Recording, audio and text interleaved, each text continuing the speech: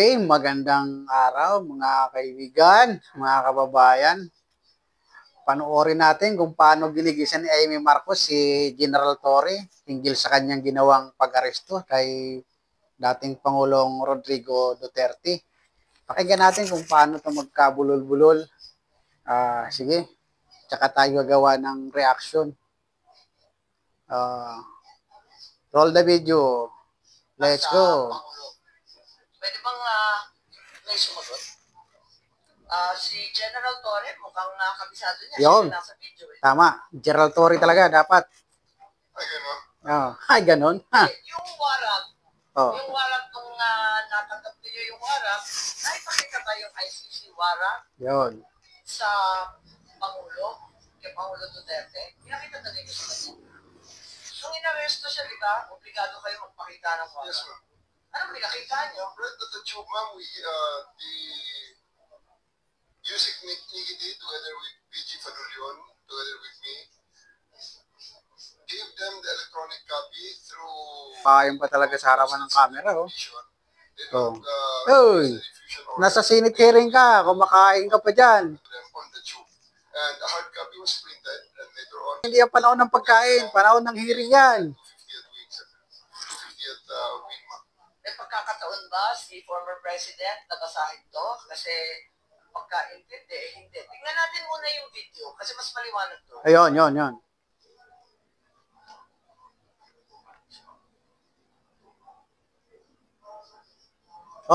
Siyempre, may palusot ka na dyan kaagad. Pag umaresto ka ng tao, pag inaresto ka ng pulis, pwede hindi dala ng pulis ang warrant mo. Pwede.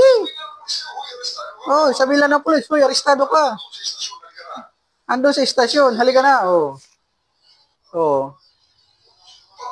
Kaya mga kababayan, yung mga motorista, pag hinuli din kayo ng pulis, sabihin, pag tinanong kayo, may lisensya ba kayo? Sabihin mo, mayroon.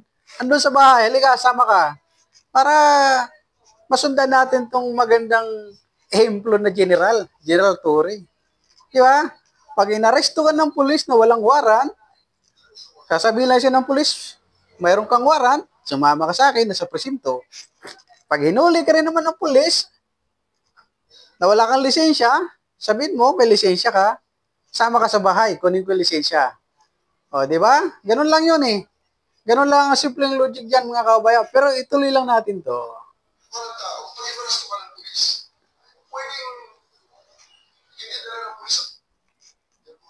So, ang sabi po ninyo, hindi naman kailangan yung warrant eh. Kaya hindi ninyo pinakita. Tama po ba yun? Ma'am, that is a very, very different interview in the aftermath. But then I'm talking of... Sige, sabihin natin different interview aftermath. Pero ang issue ay regarding sa warrant. Tama ba yung ginawa mo sa pagsiserve ng warrant? Sige, pangaturanan mo yan, General Torre. Ano pinag-uusapan sa interview? Warrant. I'm talking about, we have already viewed on the general... Hindi ka makasagot ngayon. Warrantless. Hindi ka makasagot ngayon. Ano pinag-uusapan sa interview regarding sa warrant? On the service of the warrants. Because during the time, and up to this time, there are still a lot of people saying that I'm wrong in there, that you cannot arrest Mali ka naman talaga eh. Sige. a person with a warrant that you know as a person as a warrant, yet Sige. you cannot serve it without the physical warrant. So, all the lawyers know here right there. Kailangan ng warrant as soon as practicable. At hinihingi talaga ni former president. Di ba hinihingi ng abogado niya asan yung warrant? Tama, di ba? Yes, ma'am. Anong pinakita niyo? We gave them the electronic copy of the warrant. It was given to them by using Electronic copy. So, pwede na pala sa cellphone ngayon. So, paano yan i-authenticate kung electronic, kung cellphone lang, di ba? Kung electronic copy lang. Sige, tuloy pa natin. Nakita sa... But I'm talking of... anong pinag-uusapan sa interview? I'm talking about... we have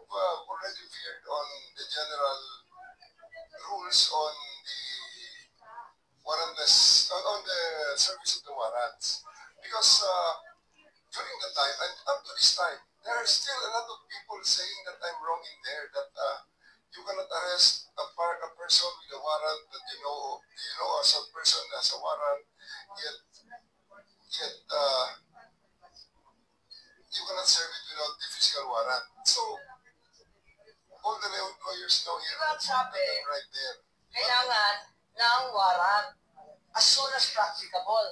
At hinihingi talaga ni former president. Di ba hinihingi niya? Hinihingi ng abogado niya, asan yung warrant? Tama, di ba hinihingi niya? Anong pinakita niyo? We gave them the electronic copy of the warrant and it was given to them by Yusek Nikiti together with PG Fatulion. It was received by... Yung warrant, anong klase yung itsura ng warrant? ICC, Interpol? It's ICC warrant, ma'am. ICC warrant. That was directed to the Interpol. That was... Oh, sige, bulong-bulong pa. Magkakabistuhan na kayo dyan, magkakalaglagan na kayo, bulong-bulong lang. O, tapos, ngat-ngat sa harapan ng kamera. Nguya-nguya.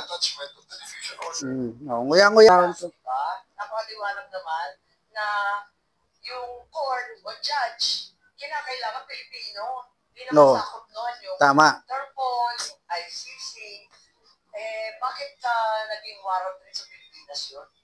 I will answer into that question to the because I was with the DOJ. Dapat patawag din ang DOJ dyan.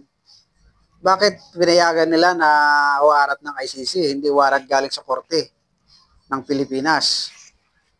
Hindi lang, mga questionable talaga, mga pulpul talaga mga tao to.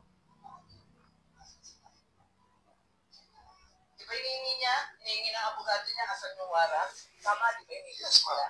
Anong pinakita niyo? We gave them the electronic copy of the warrant and it was given to them by Yusek Nikiti together with PG Fatulion. It was received by... Yung warrant, anong klase yung itsura ng warrant? ICC, Interpol? It's ICC warrant, ma'am. ICC warrant. That was directed to the Interpol. That was the attachment of the diffusion order. Pero ayon sa ating batas, di ba? Napakaliwanag naman na yung court o judge, kinakailangan Pilipino. Hindi naman sakot noon yung Interpol, yung ICC. Bakit naging warrant rin sa Pilipinas yun?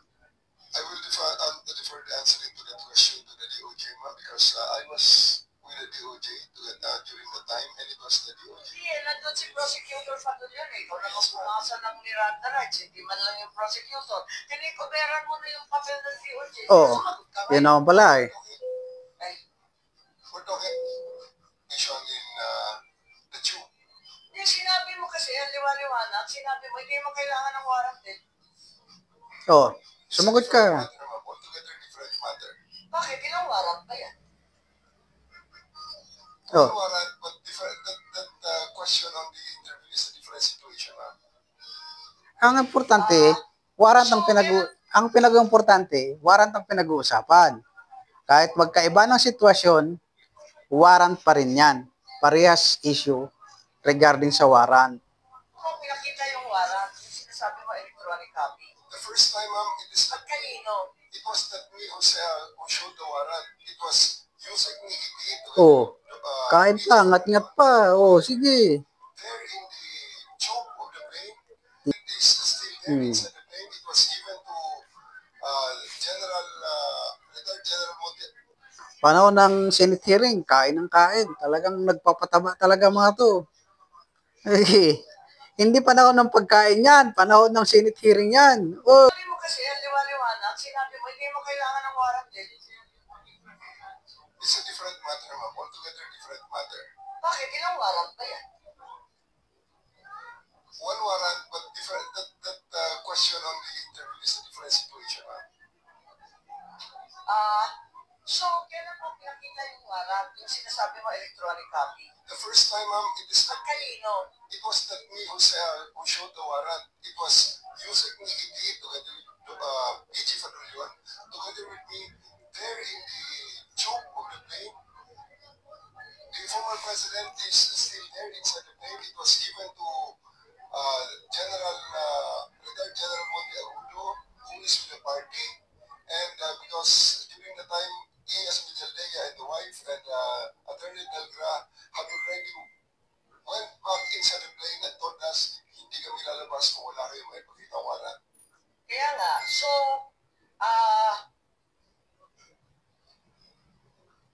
when was the accused finally shown the warrant of arrest? Di ba dapat as soon as practicable ang sinasabi?